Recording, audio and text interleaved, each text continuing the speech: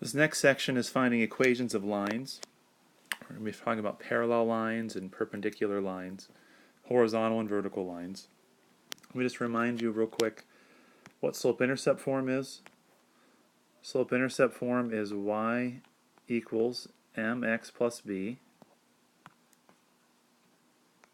M is the slope of the line, b is the y-intercept.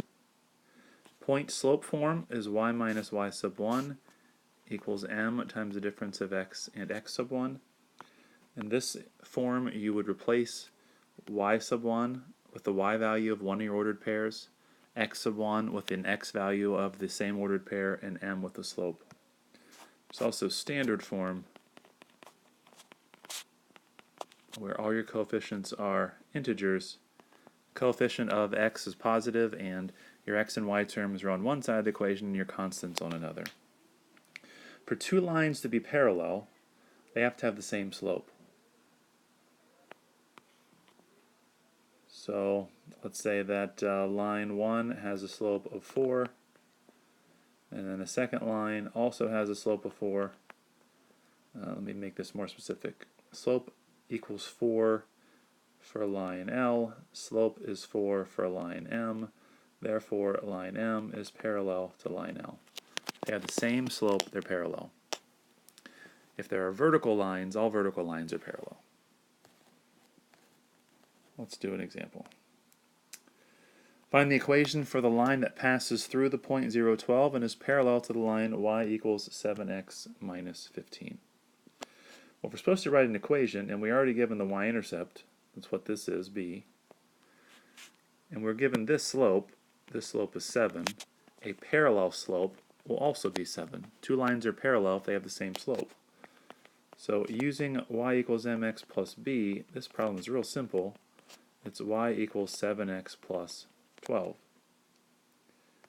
Once again, we get the 12 because it's the y-intercept, and we get the slope because it's parallel to the other line. That problem's finished. Vertical and horizontal lines. A vertical line will always be x equals a number. A horizontal line will always be y equals a number. So for example, if y equals 8, this is a coordinate plane, you're going to have this horizontal line up here at y equals 8. The slope of all horizontal lines is 0. If you have a vertical line, such as x equals 4, we're going to have this vertical line at x equals 4, and we would call that slope undefined.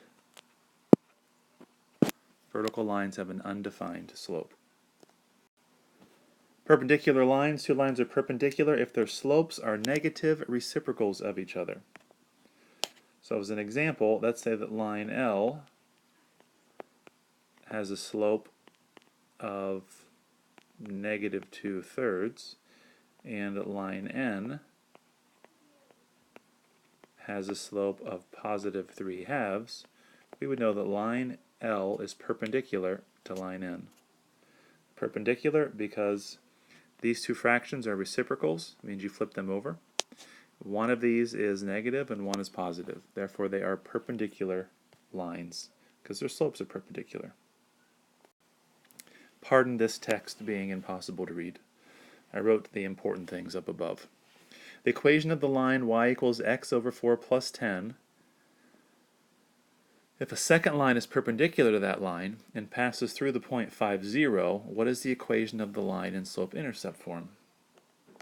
Well, I would probably first take this original line and I would rewrite it so it's y equals 1/4 times x plus 10. We're more comfortable with that. This line has a slope of 1/4. The slope is the coefficient of x. Therefore, a perpendicular slope, we reciprocate that.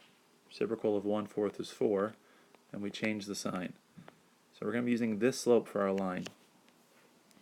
We're told it passes through the point 5, 0.